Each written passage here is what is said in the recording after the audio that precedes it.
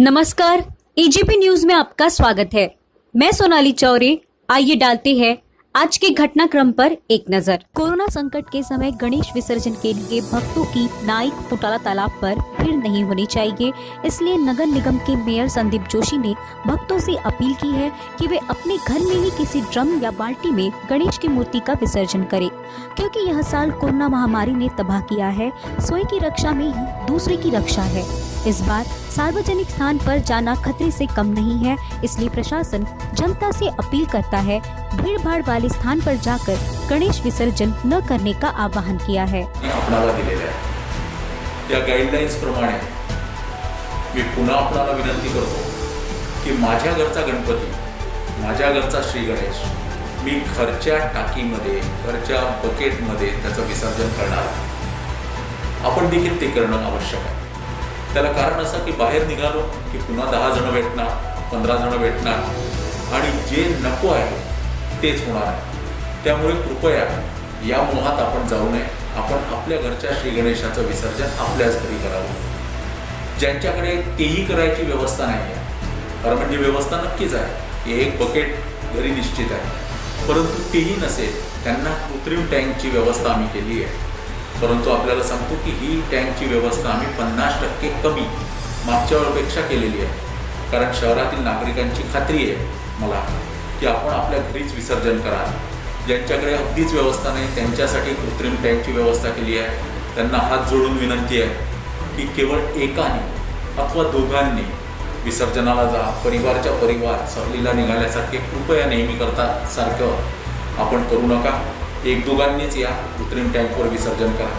सार्वजनिक गणेश मंडळांचे मला फोन येणं सुरू झालेले आहे की आम्ही काय करायचं।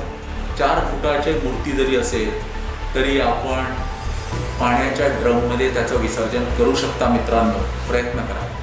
यावेळी किमान महानगरपालिकेच्या टँकवरती किंवा नागपूर शहरात एकही असा तलाव नाही आहे की आपण जिथे व्यवस्था केलेली आहे त्या ठिकाणी फुटाळ्याला कृत्रिम टँकची व्यवस्था केली आहे। शक्य असल्यास आपल्या घराजवळ, आपल्या मंडळाजवळ, अन्यथा फुटाळ्या तलावावर आपण विसर्जन करावं।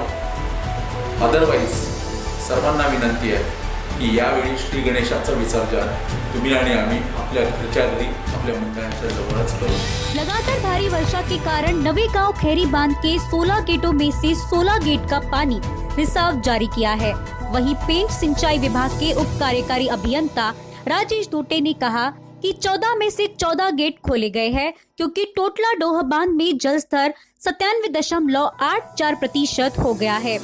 पेंच सिंचाई विभाग के कार्यकारी अभियंता प्रवीण झोड़ ने तटों पर लोगों से अपील की है कि वे मछली पकड़ते समय सावधान रहे। तोतला डोह बांध 97.84% भरा हुआ है। वर्तमान में टोटला डोह बांध के 14 में से 14 फाटक नदी के जल संग्रह क्षेत्र में भारी वर्षा के कारण तोतला डोह जलाशय के स्तर में उल्लेखनीय वृद्धि के कारण खोले गए हैं। सुरक्षा के लिहाज से तहसीलदार बाला साहेब मस्के ने नदी और बांध के आसपास के गांवों के नागरिकों से सतर्क रहने की अपील की है। बजाज नगर पुलिस स्टेशन में दर्ज मामले क्रमांक 185/20 धारा 379.34 भादाबी में आरोपी सीसीटीवी फुटेज की मदद से पता लगाया गया था। सूत्रों के अनुसार शिकायतकर्ता रत्नाकर टेंगे महालक्ष्मी त्योहार के लिए देवनगर नागपुर नागरिक सरकारी बैंक के लॉकर से जेवरात निकालकर ऑटो में बैठ गए। उसमें पहले से ही 2 महिला बैठी थी। रत्नाकर ने घर पहुंचने पर थैली देखी तो गहने की बैग गायब थी। उपरोक्त रत्नाकर ने भतीजे मंगेश ने बजाज नगर पुलिस में शिकायत दर्ज की। पुलिस के जवान ने सीसीटीवी फुटेज चेक करने पर कोराडी रोड पर ऑटो रिक्शा नागपुर से जाते देखा। ऑटो रिक्शा की खोज करते समय पुलिस को सूचना मिली थी कि ऑटो खापा पुलिस स्टेशन में जमा है। उसी आधार पर आरोपी ऑटो ड्राइवर श्याम मेश्राम को 22 अगस्त को गिरफ्तार किया गया है। 31 जुलैला कंप्लेनंट मंगेश ठेंगडी यांनी तक्रार दिली तर त्यांचे काका रत्नाकर ठेंगडी हे महालक्ष्मीचे कार्यक्रम असल्याने ते नागपूर नागरिक सहकारी बँक देवनगर येथे गेले होते। तिथून त्यांनी लॉकरमधून सोन्याचे दागिने काढले आणि घरी जाण्यासाठी ते ॲटोमध्ये बसले। ॲटोमध्ये बसताना ऑलरेडी त्या ॲटोमध्ये 2 महिला होत्या। त्यांनी त्यांच्यासोबत गप्पा गोष्टी केल्या। नंतर ते रत्नाकरजी ठेंगडे हे उतरले आणि घरी गेले। घरी गेल्यानंतर त्यांच्या लक्षात आलं की त्यांच्या बॅगमधून सोन्याच्या दागिन्याची थैली गायब आहे म्हणून. पण ती चोरीला गेली हे त्यांच्या लक्षात आल्याबरोबर त्यांच्या पुतण्यासह ते इथे रिपोर्ट द्यायला आले.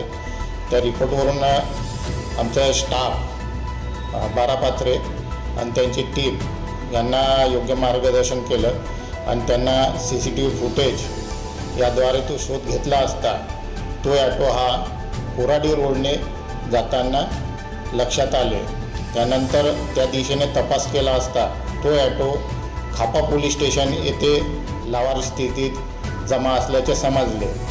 त्यावरून त्या ॲटोचा क्रमांक करून त्याचा मालक कोण आहे याची माहिती घेतली असता ते मालक महिला असून ती आणि तिची साथीदार यांना ह्या गुन्ह्यात अटक केली आणि ऑटो चालकाला अटक केली आणि त्यांच्याकडून तपास केल्यानंतर सदर मुद्देमाल हा रिकवर करण्यात आलेला आहे.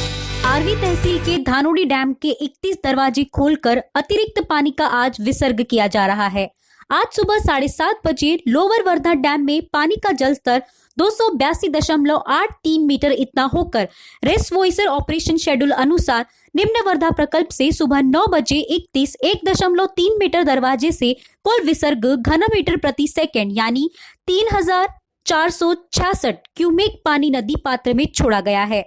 नदी किनारे बसे लोगों को खबरदारी बरतने का आह्वान उप विभागीय अभियंता निम्न वर्धा प्रकल्प उप विभाग क्रमांक 02 धानोडी ने किया है. बता दें कि संपूर्ण विदर्भ में 4 दिनों से सतत हो रही वर्षा के कारण सभी डैम का जल स्तर बढ़ा है. भविष्य का संग्रह रखकर अतिरिक्त जल को विसर्ग करने की प्रक्रिया सभी और शुरू है. खबरों में बस इतना ही. तमाम अपडेट्स के लिए बने रहे EGP न्यूज के साथ. हमारे चैनल को सब्सक्राइब करें और ऊपर बेल आइकॉन पर क्लिक करें.